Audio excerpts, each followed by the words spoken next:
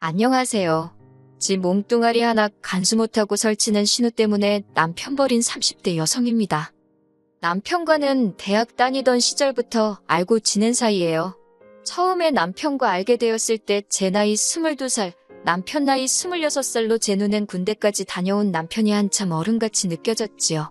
그래서 좋은 오빠 동생으로 지내다가 한층 더 가까운 사이로 발전한 건 제가 대학을 졸업하고 직장 생활을 시작하면서였어요. 남편과는 비슷한 업계에서 일을 하게 되면서 만나는 일이 잦아졌어요. 저는 저대로 사회초년생의 고달픔을 남편에게 털어놓으며 위안을 찾았고 남편은 남편대로 저와 보내는 시간이 즐거웠다 하더라고요. 제가 직장 2년차가 되던 해 남편이 저에게 결혼을 전제로 만나보지 않겠냐 제안해왔고 저도 남편에게 호감을 느끼고 있던지라 그러자 했습니다. 알고 지낸 시간이 길었던 덕분인지 사귀는 동안 어느 다른 연인들과 달리 작은 말다툼 한 번 없었어요. 양가 어른들과 지인들의 축복 속에서 부부의 연을 맺게 되었으니 앞으로 저희 앞에는 꽃길만 있을 줄 알았네요. 결혼 당시 남편의 상황에 대해서 살짝 이야기를 해보자면 일단 아버님은 공장에서 일을 하시는데 잘은 모르지만 석재를 가공하신다 들었어요. 어머님은 동네에서 떡집을 하시다가 몇 년 전 문을 닫으시고 이후로는 동네 아주머니들한테 가끔 소일거리를 받아다 하고 계신다고요. 그리고 남편의 형제 관계로는 위로 2살 많은 장가간 아주버님과 아래로 2살 어린 신우가 있습니다. 아주버님과 형님은 작은 마트를 운영하면서 시댁 근처에 살고 있었고 신우는 대학을 졸업한 뒤 취업 준비를 하고 있었지요. 경제적으로 넉넉한 환경은 아니었지만 그래도 가족들 모두 자기 몫을 한다고 해야 하나 한마디로 평범했어요. 한편 저희 친정의 경우 아버지는 초등학교 교사로 어머니는 고등학교 교사로 근무하셨습니다. 그러다 제가 결혼하고 얼마 지나지 않아 두 분 다 은퇴를 하셨고 지금은 두 분이 여기저기 여행 다니며 즐겁게 살고 계세요.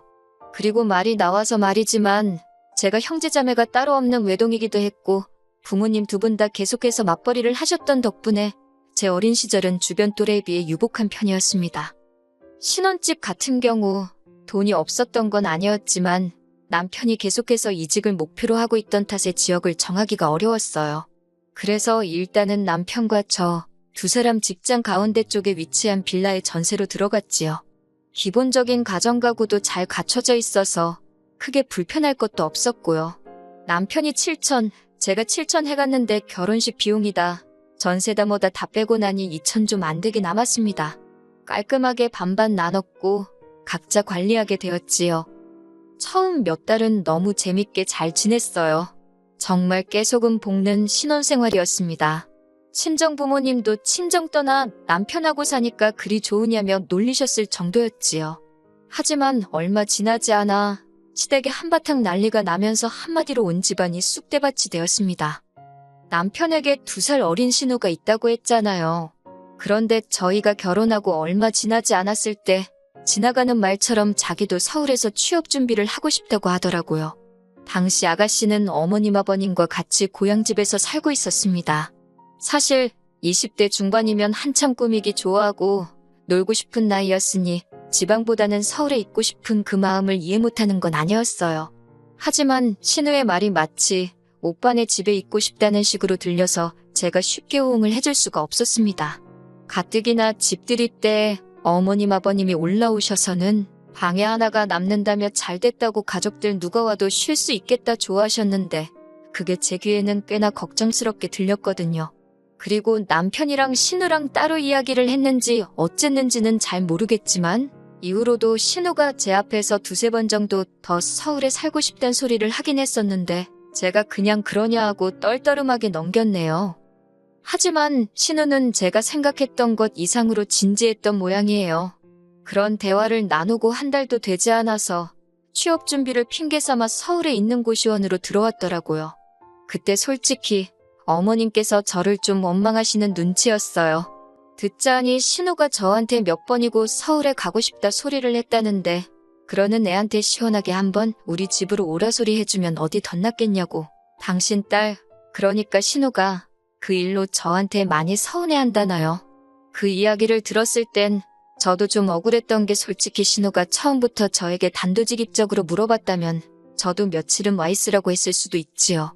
그런데 자꾸 빙빙 돌려서 서울 좋냐, 서울 가서 살고 싶다. 그런데 돈이 없다. 그런데 서울 살면 너무 좋겠다. 그런 소리만 해대니 막말로 제가 뭐가 아쉬워서 먼저 우리 집에 와 있으라고 판을 깔아주겠어요?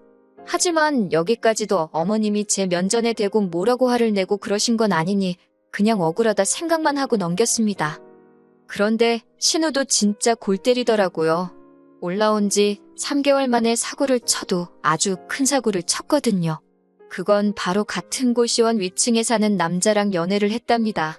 연애만 했으면 다행이겠지만 그 와중에 애가 생겼다고 울면서 저희 남편과 아주버님께 어쩌냐고 전화를 했던 모양이에요. 두 남자가 그 자식 죽여버린다면 난리가 났는데 저나 형님 생각은 아니 애를 뭐 혼자 만드나요. 둘이 쿵짝이 맞으니 생긴 거 아니냐는 거였지요. 그런데 더 어이가 없는 건 남자 쪽에서 대번에 결혼 안 한다고 그랬답니다. 가서 지우던지 혼자 낳아 키우던지 마음대로 하라고 자기는 결혼 생각 없다고 아주 발뺌을 하더래요. 거기까지 알고 나니 그때는 아가씨가 좀 불쌍하더라고요. 형님도 일을 어쩌면 좋냐. 어머님 아버님께는 뭐라고 말하냐. 머리가 아파 죽겠다 하시고 사실 아주버님과 형님은 애들도 둘이나 키우고 있었으니 여러 가지로 저보다 더 마음이 복잡하지 않았을까 싶어요. 결국 그렇게 저희 부부, 아주버님네 부부 그리고 신우와 그 남자까지 6명이 만나게 되었습니다. 아주 그냥 만나기만 하면 그 남자 다리 몽댕이라도 부러뜨려 놓을 것 같이 저희 남편이고 아주버님이고 열을 내더니 막상 신우가 그 남자한테 절절 매는 걸 보니까 강제로 뜯어놓을 수도 없고 남자를 달래야겠다 싶었나 봐요. 자기들 여동생 인생은 어쩌냐며 거의 애걸복걸을 하더만요. 빈정거릴 생각은 없지만 그런 오빠들을 옆에 두고 남자한테 잘 보이려고 전전긍긍하는 신우를 보고 있으니 한심하기 짝이 없었네요. 그리고 세상에 비밀은 없다는 말처럼 하루는 어머님이 연락도 없이 신우가 어떻게 지내는지 한번 보셔야겠다며 반찬을 싸들고 서울에 오셨어요. 그리곤 모든 상황을 알게 되시었지요. 그 길로 어머님은 알아놓으시고 그래도 우여곡절 끝에 결국 신우는 결혼을 하게 되었습니다. 그 남자나 남자 부모나 원치 않는 결혼인데 억지로 하는 거라며 한 푼도 못 보태준다고 해서 저희 어머님 아버님이 5천 그리고 아주버님이 5천인가 해주셨대요. 저희 남편도 도와주고 싶어 안달난 강아지처럼 끙끙거리더니 저랑 상의도 없이 결혼 때 남은 돈 갖다 준 모양이 돼요. 괘씸하긴 했지만 지 돈 지가 쓰겠다는데 내가 뭐라 하나 싶어서 참고 넘어갔습니다. 하지만 아주버님네가 문제였어요.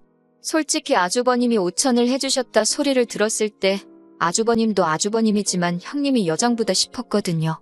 그 5천을 돌려받을 수 있다는 보장도 없는데 어떻게 신우 시집 가는데 턱하니 내놓나 싶어서요. 그런데 알고 보니 형님이랑 상의도 없이 아주버님이 가게를 담보로 대출을 받아서 줬던 모양입니다. 형님이 그 사실을 아시고는 아주버님더러 네가 사람이냐며 네 애들 생각은 안 하냐고 대판 싸웠다대요. 그리고는 형님이 애들 둘 데리고 당신 친정으로 가버렸다고요. 그래도 그때는 형님이 이혼까지 각오한지는 몰랐습니다만 이 두 사람 정확히 1년 뒤에 남남이 되었어요. 아주버님이 유책사유자로 양육권은 형님이 가지셨다대요. 한편 시간이 흘러 신우도 아들을 낳았습니다.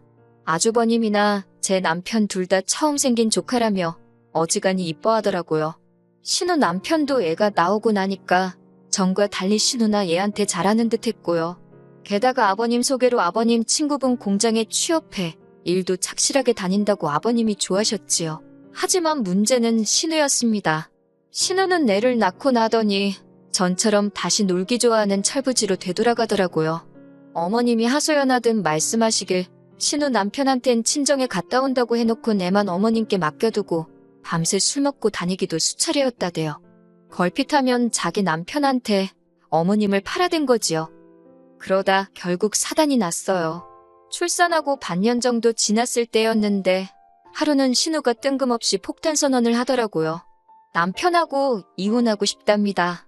한다는 말이 자기가 애 아빠, 그러니까 자기 남편을 사랑하지 않는다면서 자기에게 진정한 사랑이 찾아왔다나요. 아버님 공장에는 파키스탄에서 온 직원이 한 명 있었는데 그 사람을 사랑한다나? 그래서 같이 돈 벌어서 파키스탄에 갈 거라고요. 상황은 점점 생각지 못한 방향으로 흘러갔습니다. 그래, 이혼하자. 그렇게 나올 줄 알았던 신우 남편이 애한테는 엄마가 필요하다며 이혼을 못 해준다고 버텼거든요. 신우는 신우대로 처음에 애 생겨서 결혼하자 했을 때 안 한다며 자기를 얼마나 멸시하고 모욕감을 줬었냐며 그런데 왜 이제는 안 놔준다고 난리냐고 악을 써댔고요. 드라마에서나 볼 법한 일들이 자꾸 시댁에서 벌어지니까 따로 TV를 볼 필요가 없대요.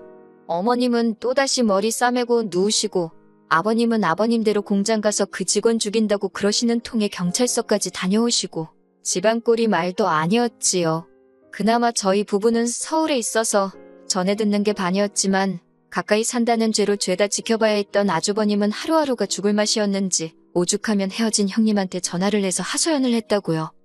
하지만 신우의 일이 저한테까지 영향을 미칠 줄이야. 신우가 이혼 소송을 한다고 난리를 치던 무렵이었어요. 남편이 저에게 상의할 일이 있답니다. 상황 돌아가는 꼴을 봤을 때 신우에 관한 이야기라는 건 당연히 바로 눈치챘지요. 남편이 한다는 말이 저희 집 전세보증금을 빼서 신우를 주잡니다. 신우 이혼 소송을 한다고 난리인데 신우가 유책사유자다 보니 변호사를 선임하는 데 있어서 돈이 많이 들 것 같다고 오빠들더러 도와달라고 했대요. 그런데 아주버님은 이미 신우가 결혼할 때 5천을 해줘서 더 대출받을 곳도 없다며 이번엔 저희 남편더러 해주려 했다는 겁니다. 내가 당신도 그때 얼마 해주지 않았냐니까 그건 1,000만 원밖에 안 된다면서 그러더니 일단 저더러 그때 결혼 준비하고 저도 남은 돈이 좀 있지 않냐면서 그걸 내놓으래요. 예단이며 혼수며 그런 것도 거의 안 했었으니까 이렇게 지금이라도 해준다 생각하고 신우 주자고요. 제가 헛소리하고 앉아있다고 시집 오는 며느리가 신우한테 예단을 하냐고 어머님한테 하는 거지 그리고 당신은 우리 집에 뭐 해왔냐고 웃기는 소리 좀 하지 말라 했습니다. 그랬더니 남편이 그러면 알겠다고 일단 전세부터 빼잡니다. 제가 그럼 우린 어디 가서 살자는 거냐니까 일단 저희 부모님 댁에 들어가서 살면 안 되겠냐고 그래요. 경기도니까 버스 타고 지하철 타고 출퇴근도 할 수 있고 어이가 없어서 당신 동생이 사고를 쳤는데 왜 우리 부모님까지 피해를 봐야 되냐고 싫다 했습니다. 싫다고 할 게 너무 많아서 순서가 뒤죽박죽이긴 했는데 아무튼 집 전세 보증금 빼주기도 싫고 다 싫다고 했어요. 그러면서 남편더러 아무리 당신 동생이라지만 진짜 미친 엑스 아니냐고 결혼이고 이혼이고 장난이냐고 파키스탄 같은 소리 한다고 지금부터 단돈 1원이라도 신우한테 넘어갔다가는 너랑 나도 아주버님이랑 형님 꼴 난다 생각하라고 아주 악을 썼어요. 그런데도 제 아내 화는 가라앉지가 않았는데 한 이틀이나 지났나 어머님이 연락도 없이 올라오셨습니다. 다짜고짜 제 앞에서 눈물을 보이시는데 어머님 속도 속이 아니겠구나 싶어서 안아드렸어요. 하나밖에 없는 딸이 그 모양이니 얼마나 속이 상하시겠나 싶대요. 그런데 어머님이 제 손을 꼭 쥐시면서 그래도 동생인데 어쩌겠냐입니다. 엄밀히 말하면 남편의 동생이지 저하고는 상관없는 남이지만 시시비비 가릴 상황은 아니라 듣고만 있었어요. 그러더니 곧이어 어머님이 저더러 그러면 저만 믿겠답니다. 어려울수록 힘을 합하는 게 가족 아니겠냐고 이건 아닌데 싶어서 한마디 할까 하다가 남편하고 어머님하고 이야기할 게 아니다. 당사자하고 얘기를 해야겠다 싶어서 어머님 모셔다 드린다 하고 그대로 차 끌고 내려갔습니다. 어머님을 내려드리고 신우한테 전화를 했어요. 아가씨 보려고 내려왔으니 이야기 좀 하자니까 순순히 나오대요. 카페에서 자리를 잡고 앞으로 어떻게 할 생각이냐 물으니 오빠 그러니까 저희 남편이랑 저랑 이야기 다 된 거 아니냐입니다. 무슨 이야기냐고 하니까 이혼 소송하기로 했대요. 이렇게 불행한 결혼 생활은 할 수가 없다고 자기는 애도 필요 없다면서요. 저는 오빠가 뭐라고 했는진 모르겠지만 아가씨 이혼 소송비 대주면 우리는 헤어지기로 했다. 우리 부부도 아주버님네처럼 헤어지길 바라는 건 아닐 거 아니냐. 그러니 잘 사는 오빠들 그만 건들고 아가씨 본인 앞가림은 스스로 해라 했습니다. 그런데 좋은 말로 타이르든 말을 하니까 제가 만만해 보였나 봅니다. 저더러 제3자 주제에 왜 이래라 저래라냐면서 저더러 빠져있으래요. 그래서 결국 험한 소리가 나갔지요. 지 몸 하나 간수도 못하고 사는 게 불쌍하다고 사랑 같은 소리 한다고 네 덕에 형제들 죄다 호랩이 만들어서 좋겠다고 미친 엑스야. 정신 차리고 살라고요. 그제서야 말문이 막혔는지 신우가 절멍한 표정으로 쳐다보던데 그러던지 말던지 뒤로 하고 차 끌고 올라왔습니다. 집에 도착하니 그새 신우가 남편한테 일렀는지 저더러 어떻게 자기 여동생한테 그런 소리를 할 수 있냐고 실망이라고 따지더군요. 그래서 그렇게 불쌍하면 네가 네 동생 데리고 살라고 했어요. 이 집 전세 보증금 나오면 정확히 반반 가르자 했고요. 나는 그 돈 가지고 친정으로 돌아갈 테니 너는 네 여동생한테 꼬라박던지 말던지 맘대로 하라니까 자긴 저랑 안 헤어진답니다. 그런데 저흰 청약대의 혼인신고 전이었거든요. 그러니 남편 말에는 뭐 힘이 없었지요. 하루빨리 전세 계약한다는 사람이 나타나야 되는데 하며 지금은 친정에 와 있습니다. 전세 계약은 제 이름으로 해뒀던지라 별 걱정도 안 되네요. 신우 그 물건은 인생의 쓴맛을 한번 봐야 돼요, 진짜. 지 때문에 오빠 둘 다 이혼하고 이게 무슨 꼴이냐고요? 어머님 아버님은 형님 때도 그러시고 무슨 자신감이신지 며느리들한테 지금이라도 숙이고 들어오라는 건지 모르겠습니다. 딸 간수나 잘하셨으면 좋겠네요.